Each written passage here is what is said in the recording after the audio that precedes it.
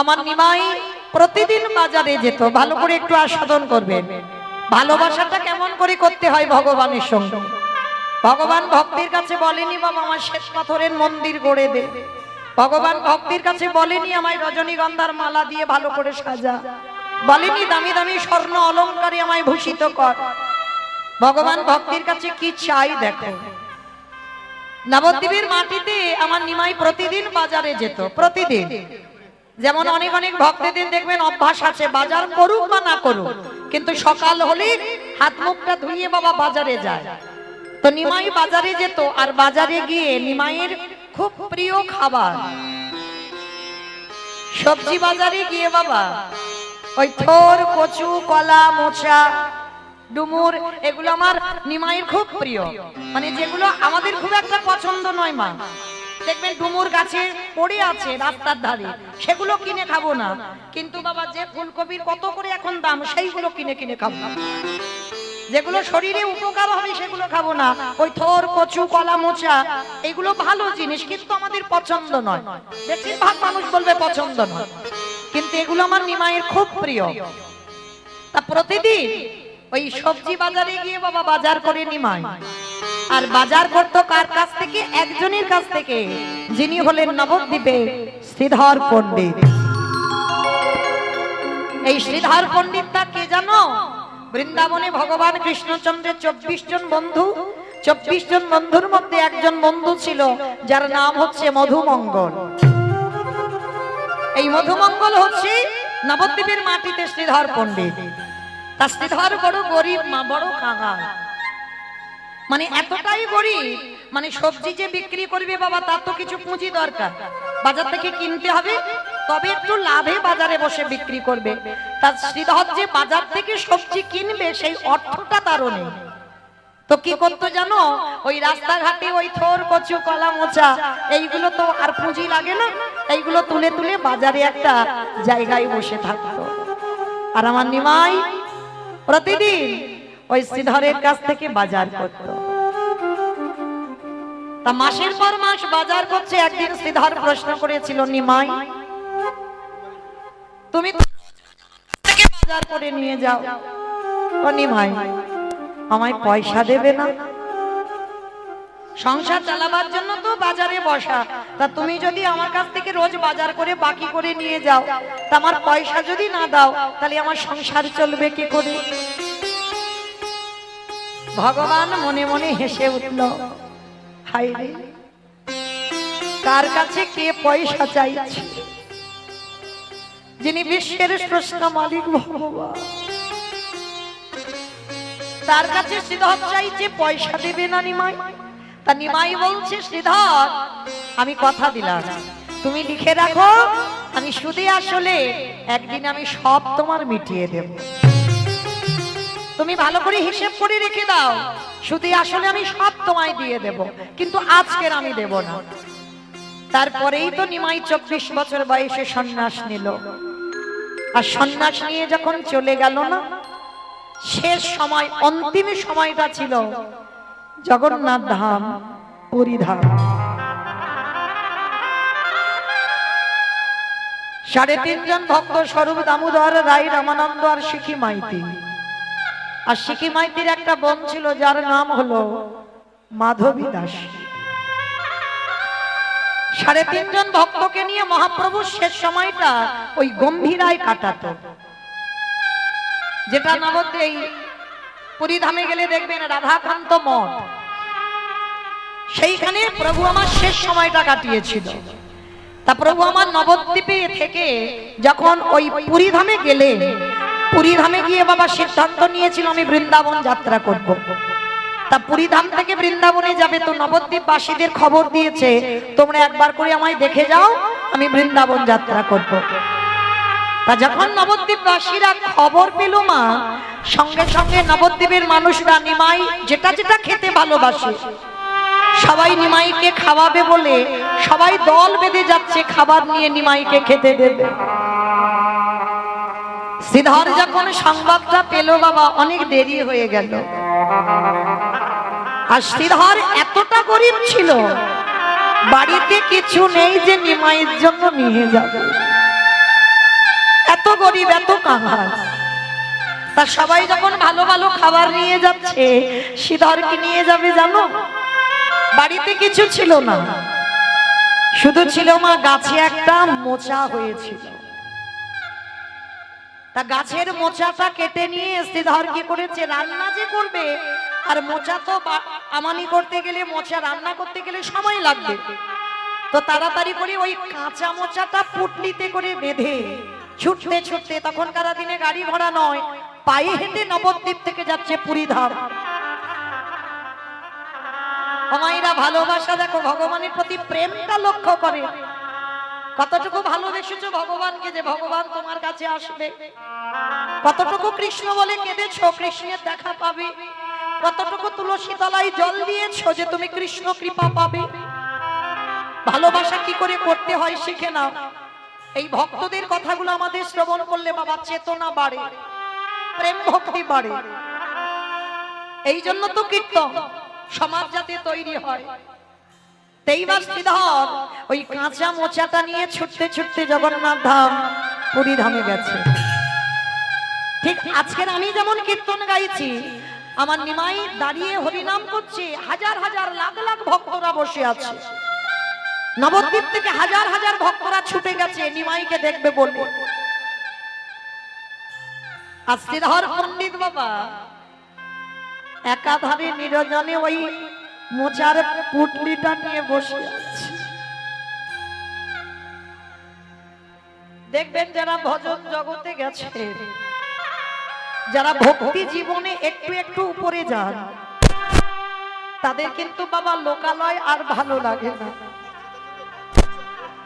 অনেক গন্ডগোল, অনেক লোকজন, এগুলো দেখবেন ভালো লাগবে না, নিজের হৃদয়কে পছন্দ হবে না।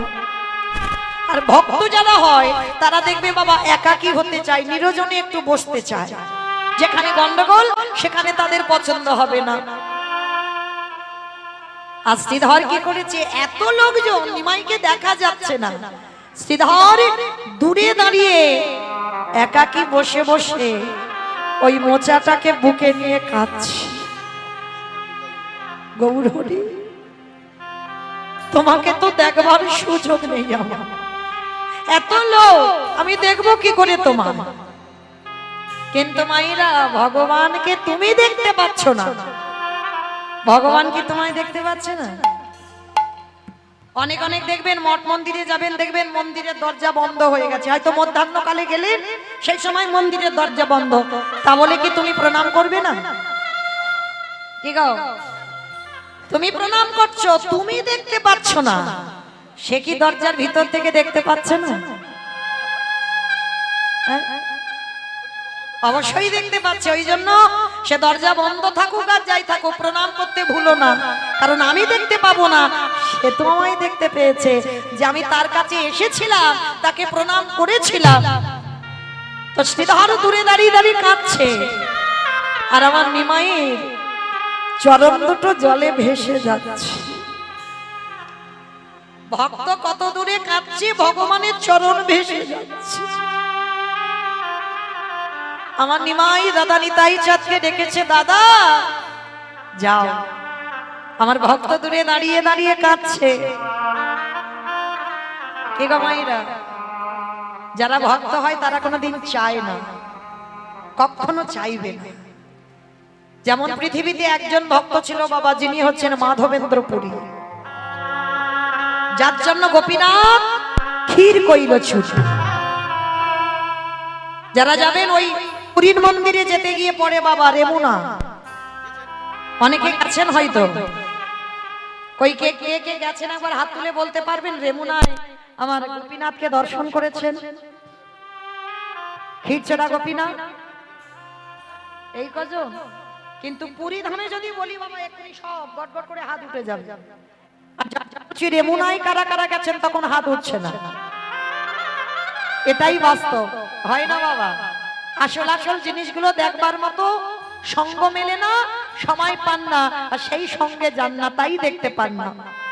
তো যারা যারা গেছেন সেখানে বাবা ক্ষীরের প্রসাদ হয়, আর ওই ক্ষীরের এত স্বাদ, তুমি যদি নিজে ঘরেও বানাও বা অন্য জায়গায় তুমি ক্ষীর কিনে খাবে, ওই স্বাদ তুমি কোথাও পাবে না। যারা যাবেন পরবর্তী দিনে একবার রেমুনার গোপীনাথ দর্শন করবেন। পুরী ধামে অনেকে 4-5 বার 6 বার করে 10 বার করে গেছে, কিন্তু যেগুলো জান না সেইগুলো অবশ্যই করে যাবে। তো এই রেমুনায় যেদিন বৃন্দাবন থেকে এসেছিল মাধবেন্দ্রপুরী রেমুনার মাটিতে, কেন না মাধবেন্দ্রপুরীর আদেশ দিয়েছিল যে মলয় চন্দন আমার গোপীনাথের শ্রীঅঙ্গে দিতে হবে। মানে এত জ্বালা যন্ত্রণা হচ্ছিল, তা যার জন্য আদেশ পেয়ে বাবা ওই রেমুনার মাটিতে আমার এসেছিল মাধবেন্দ্রপুরী। তা মাধবেন্দ্রপুরী এমনই একজন ভক্ত, খিদের জন্য যদি মরেও যায় কারোর কাছে হাত পেতে বলবেন আমার খেতে দাও। কেউ যদি অযাচিত ভাবে একটু কিছু দেয় তারপরে প্রসাদ পায়, নাহলে কোনোদিন বলবে না যে আমার খিদে পেয়েছে একটু খেতে দাও।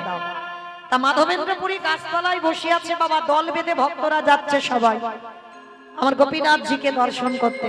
তা মাধবেন্দ্রপুরী দেখে প্রশ্ন করেছিল, ও ভাই ভাই তোমরা কোথায় যাচ্ছ গো সবাই? বলে আমরা যাচ্ছি গোপীনাথের মন্দিরে গো, সন্ধ্যা আরতি হয় আর গোপীনাথের মন্দিরে না অমৃতকালী ভোগ নিবেদন হয়, সেই প্রসাদ পাবো বলে যাচ্ছি। অমৃতকালী ভোগ, মাধবেন্দ্রপুরীর নামটা কোনোদিন শোনেনি, প্রথম শুনে মনে মনে ভাবলো গোপীনাথ কি করি অমৃতকালী বানাতে হয়, যদি আমি একটু জানতাম তাহলে আমার বৃন্দাবনের গিরি গোবর্ধনকে একটু খাওয়াতাম। কি গো আমাদের মতো ভক্তরা হলে মনে মনে করতাম যদি আমি একটু পেতাম তাহলে একটু স্বাদ বুঝতাম, কিন্তু মাধবেন্দ্রপুরী বলছে যদি জানতাম কি করে বানায় তাহলে আমার বৃন্দাবনে গিরি গোবর্ধনকে খাওয়াতাম। বসে বসে কাঁদছে, খিদেও পেয়েছে। প্রত্যেক দিন পূজারী 12টা করে মালসা দেয় বাবা, আজও 12টা মালসা দিয়েছে ক্ষীর প্রসাদ। ওই মন্দিরের গোপীনাথ ওই 12টা মালসা প্রতিদিন পূজারী নিবেদন করেছে বটে, কিন্তু আমারে গোপীনাথ ভক্তের লাগি এক ভাঁড়ে ক্ষীর চুরি করে রেখেছে। ঠান্ডার সময় তো চাদরের নিচে একটা ভাঁড় লুকিয়ে রেখেছে, আর পূজারি তো রোজ 12টা মালসা বিতরণ করে, অত খেয়াল নেই বাবা। 11টা মালসা বিতরণ করে পূজারি গোপীনাথকে শয়ন দিয়ে মন্দির থেকে চলে গেছে। আমার মন্দিরের গোপীনাথ ওই রাতের অন্ধকারে দৈববাণী করে বলল, পূজারি তুমি আর কটা মালসা বিতরণ করেছো? বলে কেন প্রভু 12টা মালসা। বলে না, তুমি ভোগ লাগিয়েছো 12টা মালসা, কিন্তু এই জগতে বিতরণ করেছো 11টা মালসা। প্রভু তাহলে আর একটা মালসা কই? পূজারি যাও গিয়ে একবার দেখে নাও, আমার চাদরের নিচে একটা ভাঁড় চুরি করে রেখেছি। চুরি? প্রভু তুমি চুরি করেছো কিসের জন্য? তোমার খিদে পেয়েছে? না, আমার খিদে পাইনি। তাহলে কিসের জন্য চুরি করেছো? আমারে ভক্ত মাধবেন্দ্রপুরী ওই নিরজনে গাছ তলায় বসে বসে, ও ভক্ত অযাচিত ভাবে কিছু চাই না, কিন্তু আমি তো অন্তর্যামী, ভক্তের অন্তরের কথা বুঝি। আমি জানি আমার ভক্তের খিদে পেয়েছে, ওই জন্য আমি একটা ভাঁড় চুরি করে রেখেছি। যাও ওই ভাঁড়টা নিয়ে এই রাতের অন্ধকারে তুমি আমার মাধবকে খাইয়ে এসো। পূজাটি যেই না স্বপ্নাদেশ পেল, ছুটে এলো মন্দিরের দরজা খুলে, দেখলো গোপীনাথের চরণের তলায় ওই এক ভাঁড়ে চাদরে ঢাকা দেওয়া এক ভাঁড়ে ক্ষীর পড়ে আছে। কেমন ভক্ত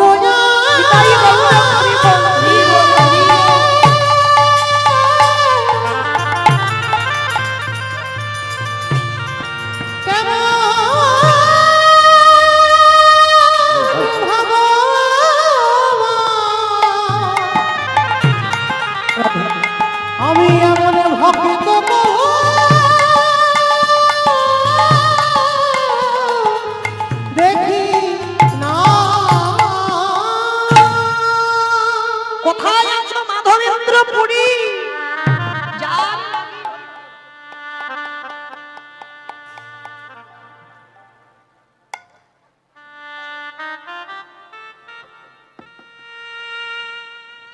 যার লাগি আমার গোপীনাথ ক্ষীর কইল চুরি। ছুটতে ছুটতে সেই মাধবের কাছে এসে ভাণ্ডটা দিয়েছে। মাধব বলছে, কি পূজারি তুমি এখানে? চরণ দুটো ধরে বলল, ধন্য মাধব তুমি, এতদিন আমি সেবা পূজা করি, আমার জন্য গোপীনাথ চুরি করলো না, আজ তোমার জন্য জগতের মাটিতে চোর বদনাম নিল, আর ভক্তের জন্য ভগবান চুরি করে আজকে চোর হয়ে ভক্তের ক্ষুধা নিবারণ করলো। নিতাই গৌর প্রেমানন্দে। আর এরা এমনই একজন ভক্ত ছিল বাবা, গাছতলায় দিন কাটাতো, তো এদের ঘর ছিল না। পারবেন, জগতে এত এত বৈষ্ণবতা অর্জন করেছে, এত এত বৈষ্ণব পালন করছি, কেউ হতে পারিনি বাবা বৈষ্ণব। এরাই ছিল বৈষ্ণব। একটা গাছের তলায় একটা রাত কাটাতো, দ্বিতীয় রাত আর নয়। কেন? এই গাছেতে বাবা দুটো রাত যদি কাটিয়ে ফেলি, যদি গাছের প্রতি মায়া জন্মে যায়, বৈষ্ণব যারা হবে বাবা তাদের কোনো কিছুতে মায়া থাকবে না, কোনো কিছুতে মোহ থাকবে না, কোনো কিছুতে লালসা থাকবে না। তো এরাই মাধবেন্দ্রপুরী, এরাই ছিল বাবা বৈষ্ণব। ষড় গোস্বামী, সনাতন গোস্বামী, রূপ গোস্বামী, এরা একটা গাছের তলায় একটা রাত কাটাতো, দ্বিতীয় দিন আর নয়। কেন? মায়া পড়ে যাওয়ার ভয়। হরি বল। তাহলে আজকে সেই শ্রীধর দূরে দাঁড়িয়ে আছে মোচাটাকে নিয়ে, দাদা নিতাই চাঁদ সবার মাঝখান থেকে ছুটে গেছে।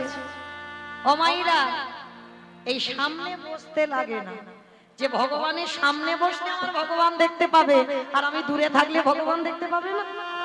হ্যাঁ, তিনি তো অন্তর্যামী গো, নিরজনে বসে ভজন করতে হবে, তবে তো তার ডাকটা শুনতে পাবে। তা মাধবেন্দ্রপুরী, হরি বল, শ্রীধর পণ্ডিত যেই না বাবা মোচাটাকে নিয়ে কাঁদছে, ছুটতে ছুটতে গিয়ে দাঁড়িয়েছে নিতাই চাঁদ। শ্রীধর, আমার ভাই নিমাই তোমাকে ডেকেছে। প্রভু ডেকেছে আমার? তাড়াতাড়ি করে বাবা মোচাটাকে বুকে করে নিয়ে ছুটতে ছুটতে একেবারে গৌর চরণে গিয়ে আছাড় খেয়ে পড়ল। গৌর হরি হাত দুটো ধরে বলছে, অসুবিধা, সবাই তো কত কত ভালো খাবার এনেছে আমাকে খাওয়াবে বলে, তুমি কিছু আনোনি। শ্রীধরে পুটলিটা লুকিয়ে নিচ্ছে। কি লুকাচ্ছ? দেখি দাও পুটলিটা। না গৌর হরি, এতে কিছু নেই, তুমি তো জানো আমি দিনহীন পথের ভিখারি কাঙাল, তোমাকে দেবার মতো কিছু নাই, কি দেব বলো তোমায়? ওই দেখি তো পুটলিটা দাও। জোর করে আমার নিমাই কেড়ে নিয়েছে, আর কেড়ে নিয়ে পুটলিটা যখন খুলেছে না, দেখে না একটা কাঁচা মোচা নিয়ে এসেছে। গৌর হরি শ্রীধরকে বুকে ধরে বলল, শ্রীধর, এই বস্তু যে আমার বড় প্রিয় বস্তু, তাই আজ জগতের সামনে আমি কথা দিলাম, আজ আমি বৃন্দাবনে যাব না। তুমি নিজের হাতে মোচা রান্না করে তুমি নিজের হাতে আমায় খাইয়ে দেবে, তারপরে আমি বৃন্দাবনে যাত্রা করব। তুমি আমার জন্য আজকে যাবে না? না, তোমার হাতের এই প্রেম ভক্তি ভালোবাসা মাখানো এটা রান্না না করে দিলে আমি যাব না। শ্রীধর রন্ধন করে আমার প্রভুর বদনে তুলে দিয়েছে। প্রভু সেবান্তে এইবার বলছে, বলো বলো শ্রীধর, ওই নদী আর মাটিতে যে তোমার কাছে বাজার করে খেতাম, বলো কত টাকার বাজার হয়েছে, আজ তোমার সমস্ত বাজারের টাকা মিটিয়ে দেব। এতদিন পরে নিমাই বলছে, এবার তোমার বাজারে যত যত টাকা হয়েছে এবার আমি সব মিটিয়ে দেব, বলো ক টাকার বাজার করে খেয়েছি। শ্রীধরে গৌরের চরণের হৃদয়ে ধরে বলল, হে গৌর হরি, সত্যি যদি তুমি আমার ওই বাজারের নাম দিতে চাও, তুমি একেবারে আমার ছুঁয়ে প্রতিজ্ঞা করো, আমি যত ধন চাইব তুমি আমায় দেবে। গৌর হরি বললেন, কথা দিলাম, যত ধন চাইবে আমি তোমাকে দেব, বলো তোমার কি চাই আমার কাছে। হে দয়াময়, এই সংসারের পাকে পড়ে যদি তোমার ঘাটে যেতে আমি ভুলে যাই, এই বিষয় ওইভাবে পড়ে যদি তোমার নাম ডাকতে ভুলে যায়, আত্মীয় পরিজন বন্ধু বান্ধবকে দেখতে গিয়ে যদি তোমার কথাই আমার মনে না পড়ে, যদি আমার যেতে দেরি হয় তোমার ঘাটে, গৌর হরি যদি একান্ত কিছু দিতে খায়, তুমি আমার একটা ধন দিও, তুমি আমার হাতে ধরে ভব নদী পার করে দিব। আমি অন্য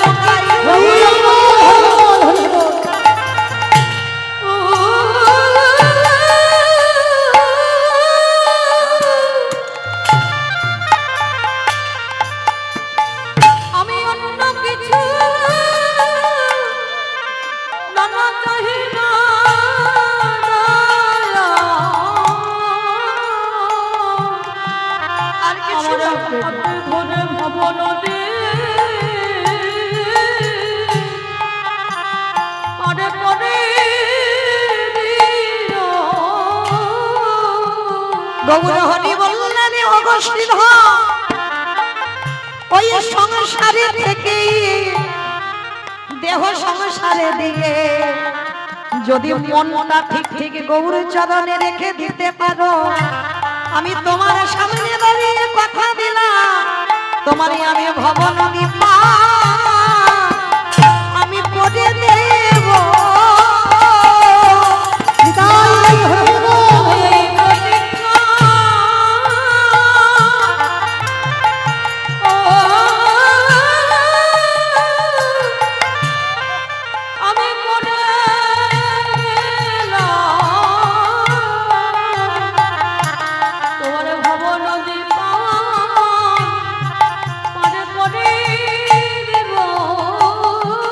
আস্তে তাহলে বাবা ঠাকুর অপরাধ নিও না, চাইতে আমরা জানি না তো, তাই তো আমাদের এই দশা হয়।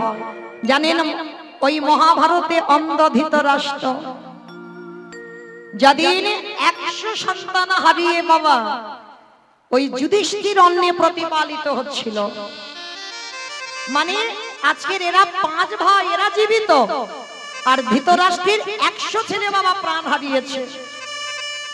আর যাদের জন্য প্রাণ হারালো অন্ধ ধৃতরাষ্ট্র বাবা, তাদের হাতে খেতে হচ্ছে। মহাভারতে বিদুর এসে বলেছিল, এটা কি করে পাচ্ছ তুমি?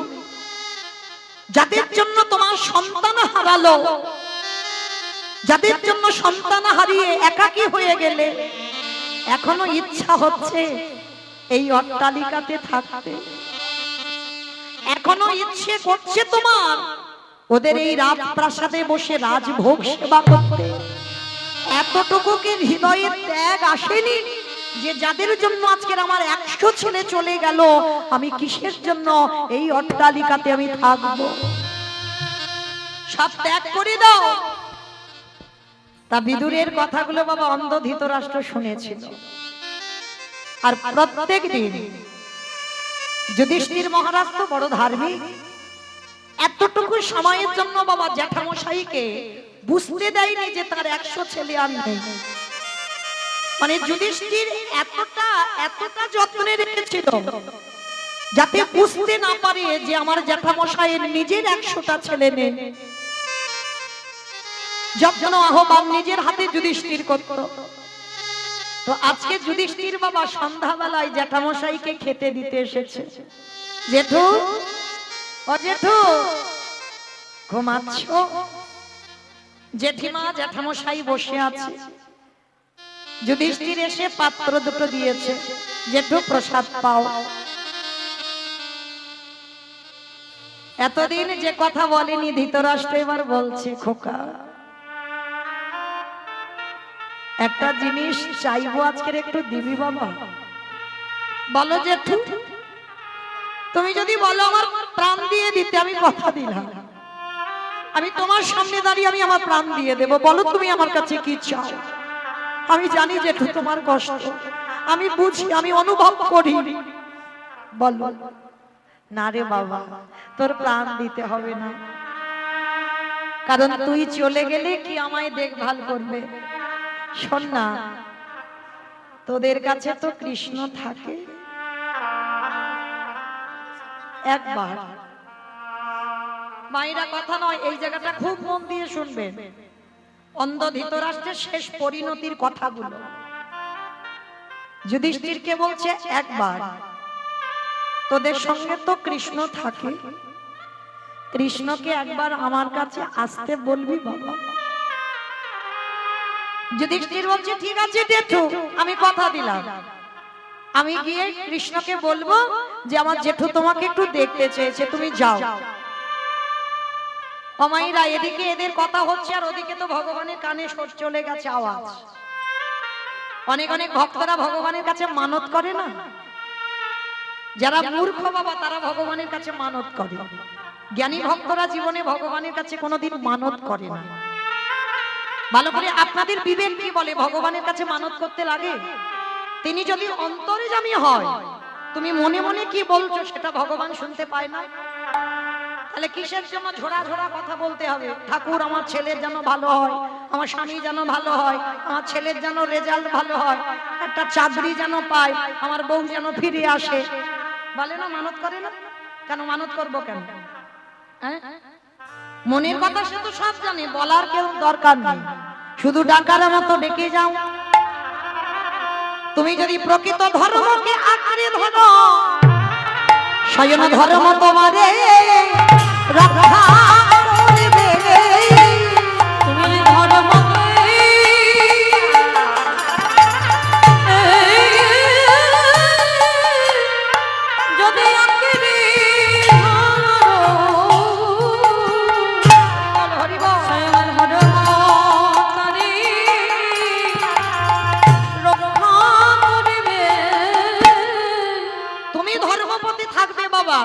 ভগবান তো স্বয়ং ধর্ম, তাহলে তুমি যদি ধর্মপতি থাকো অবশ্যই বাবা তোমার জয় হবে। কারণ গান্ধারী বলেছিল না, যুধিষ্ঠিরকে বললো না, যথা ধর্ম তথা জয়, অধর্মের হবে ক্ষয়।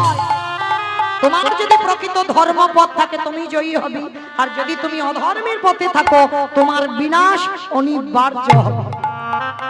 এটা শুধু মহাভারতে নয় বাবা, কলিযুগেও হবে, এতে বাধ্য। তো আজকে যেই না কৃষ্ণ শুনতে পেয়েছে, যুধিষ্ঠির বেরিয়েছে, আমার ভগবান গিয়ে দাঁড়াইছে। ভগবান গিয়ে দাঁড়িয়ে বাবা আজকের অন্ধ ধৃতরাষ্ট্রের কাছে গিয়ে ডাকছে, অজেঠু আমাকে তুমি ডেকেছো, আমি চলে এসেছি, বলো আমার কাছে কি চাও। ওরে কৃষ্ণ রে, চাওয়াটা দেখেন ধৃতরাষ্ট্রের, এই জীবনে তোরে আমি চিনতে পারলাম না, কিন্তু যে সময় ছিল সেই সময় হলো আমার যাবার সময়। জেঠু বলো কেন ডেকেছো? কৃষ্ণ একটা জিনিস চাইবো, দিবি বাবা? কি চাও জেঠু? কৃষ্ণ রে, আমার মনে বড় ইচ্ছা ছিল, যাদের পক্ষে আমার কৃষ্ণ ভগবান বর্তমান ছিল, তাই তো তারা জয়ী হয়ে কুরুক্ষেত্রের মাঠ থেকে ফিরে এলো। কৃষ্ণ রে, তোরে ভুবনে মঙ্গল ভোলানো রূপে আমি দেখতে চাই। ও, তুমি দৃষ্টিটা ফিরে পেতে চাও, এই তো? ঠিক আছে, আমি দিচ্ছি। তার মানে তুমি পৃথিবীর আলো দেখবে না?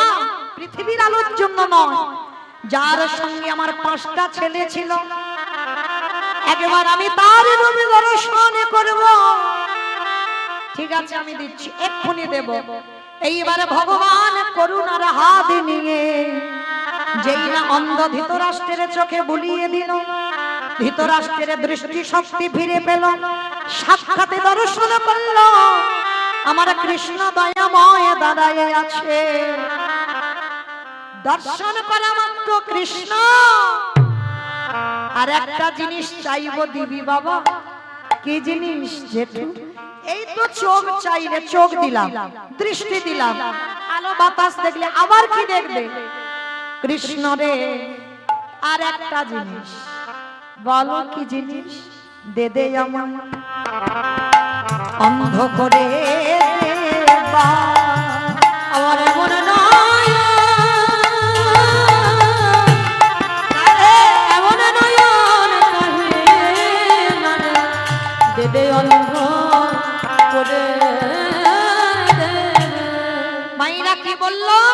চোখ দিল ভগবান, আর চোখ দেখে কৃষ্ণকে দেখেছে, দেখে বলছে কৃষ্ণ আরো একটা জিনিস দিয়ে এবার আমার অন্ধ করে দে। ও জেঠু, এই তো চোখ চাইলে আবার অন্ধ হতে চাইছো কেন? ওদের কৃষ্ণ রে, এই জগতের সংসারে মাঝে যদি কোনো একজন ব্যক্তি কৃষ্ণ চরণ দর্শন করে ফেলে, যদি কোনো ব্যক্তি কৃষ্ণ বদন দর্শন করে, তার তো বাহ্যিক জগতের কোনো কিছু দেখতে ভালো লাগে না। তাই তোর চরণে নিবেদন, একবার আমাকে কৃপা করে অন্ধ করে দে। আমি আর পৃথিবীতে তোকে ছাড়া আর কিছু দেখতে চাই না। কৃষ্ণ হরি বল, হরি বল।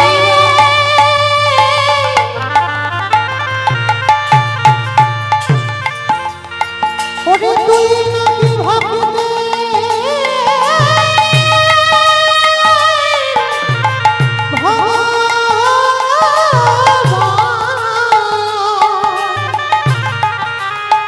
আমি অন্য কিছু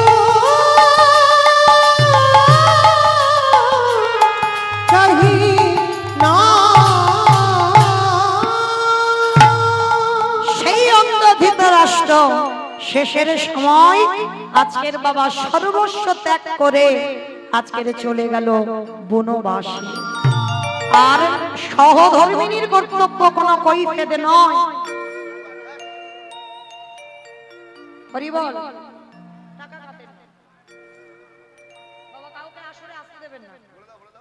জানাবে সবার কাছে নিবেদন, হরিবাসরে কেউ আসবেন না, এইটুকু আমার বিনীত নিবেদন। আসতে দেবেন না বাবা, আসতে দেবেন না। জানাবে আজকে যেই না বাবা সেই অন্ধ ধৃতরাষ্ট্র সর্বস্ব ত্যাগ করে শেষের দিনে অন্তিম সময় গান্ধারীকে সঙ্গে নিয়ে বাবা বনবাসী হলো। আর শেষেই আগুনে পুড়ে বাবা প্রাণটা ত্যাগ হলো। তাহলে দেখেন, সময় থাকতে ভজন করলো না, আর অসময়ে শেষের সময় গোবিন্দ রূপ দর্শন করে চলে গেল। তাহলে মনে রাখতে হবে বাবা, প্রকৃত যদি কেউ ডাকার মতো ডাকতে পারে, আমার ভগবান থাকতে পারে না। জগৎ সংসারে ভক্তের ডাকে ছুটে আসতে বাধ্য হয়। তাই কেহ বলে পুরনীতি রাবণ অবধিলা, কেহ বলে পুরনীতি। আস্তে মাইরা, এগুলো কোনো গান নয়, মহাজনী পদাবলী। আর বৈষ্ণব পদাবলী শুনতে গেলে ভগবানের জন্য সবাইকে একটু কাজ করতে হয়। মানে এই বৈষ্ণব পদাবলী শুনলেই বাবা এটা ভজন, মহাজনদের পদাবলী শুনলে বা গাইলে এটা ভজনের মধ্যে হয়ে যায়।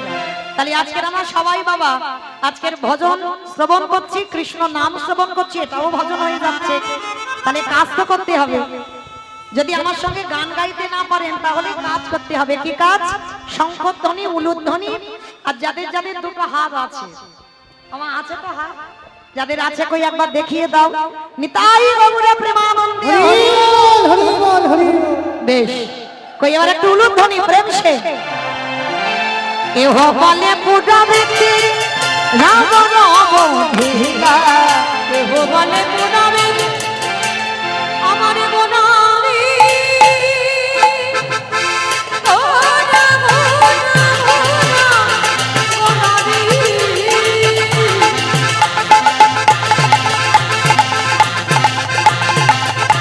গোদা গোদা গোদা গোদানি,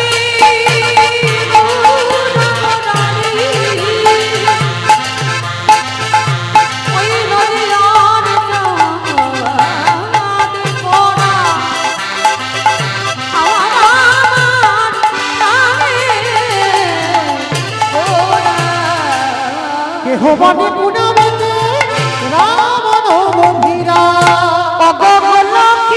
বৈভব লীলা প্রকাশ করিলা,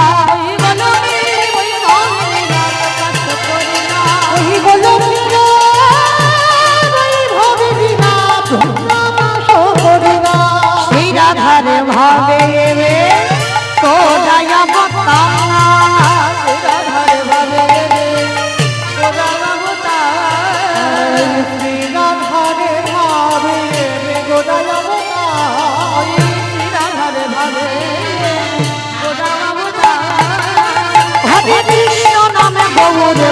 লীলা প্রচার হরে কৃষ্ণ নাম করিয়া প্রচার ওই হরে কৃষ্ণ নাম গৌর করিয়া প্রচার এইবারে লীলা প্রকাশ হলো এইবারে লীলা প্রকাশ হলো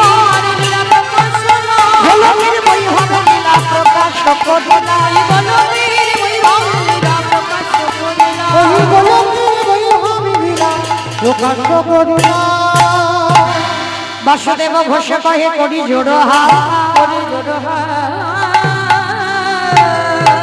ওগো যে গো সেই কৃষ্ণ সেই তো জগন্নাথ আহা বাসুদেব ঘোষে কহে এইবারে লীলা প্রকাশে হলো বাসুদেব বাসুদেব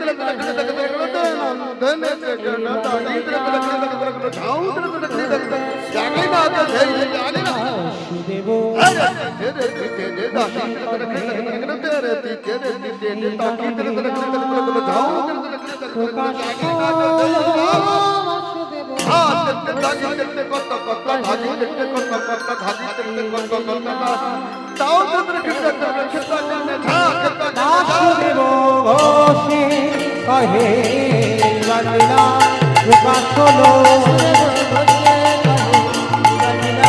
নিতাই গৌরব হরি বল হরি বল হরি বল লীলা প্রকাশ হলো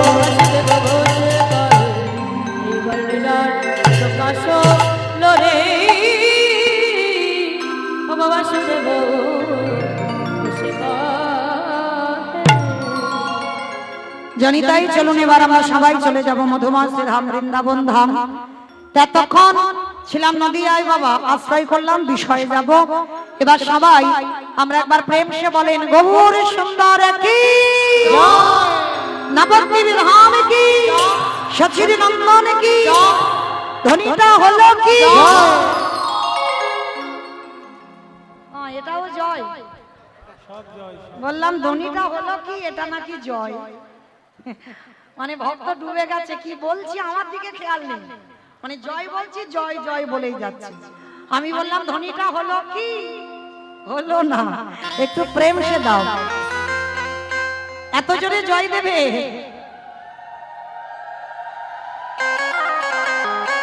রাধে আমাইরা এত জোরে জয় দাও কত দূর শোনা যাবে গোচরণ আর ঢোসা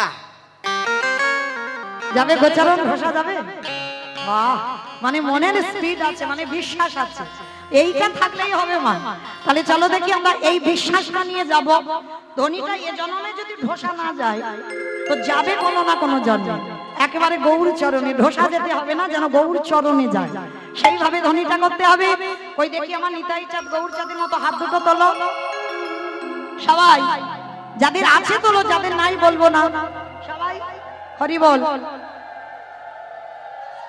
আর যারা যারা ইউটিউব করছো হাত কই কেটে নেবো হাত তোলো তোলো ভিতরে তোলো এই কেউ লাইভ দেবে না কিন্তু সবাই বলছি লাইভ কেউ দেবে না লাইভ যেন না দেয় পিছনটা ধসে গেল জানো তোলো তোলো ধসা রোগটা ভালো নয় ও সব ধসে যাবে এমনি বৃষ্টি হচ্ছে বাবা আবার যদি সব ধসে যায় ওখান থেকে ডুবে যাবে সব তোলো দেখি সবাই একসঙ্গে বলো গৌর সুন্দর কি নবদ্বীপ ধাম কি সচির নন্দন কি বিষ্ণু প্রিয়া কি নিতাই চাঁদ কি ভক্ত বৃন্দ কি হরিবাসর ধাম কি সাধু গুরু বৈষ্ণব কি আপন আপন গুরু চরণ কি নিতাই গৌর প্রেমানন্দে বাহ আমার হাত একটু ব্যথা হলো কিন্তু একটা ব্যায়াম হলো তো চলো এবার যাই একটা ভজন গাইতে গাইতে বৃন্দাবন একটা ভজন হবে তো চলো একটা ভজন গাই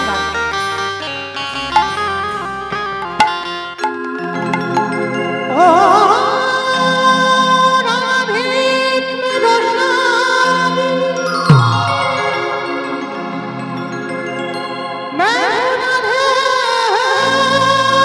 तेरा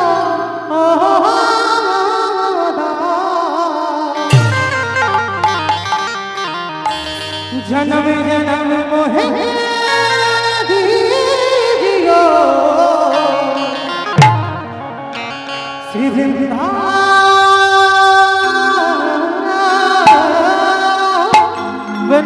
निवास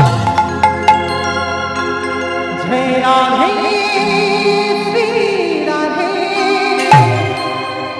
जय श्री कृष्ण बोलो जय राधे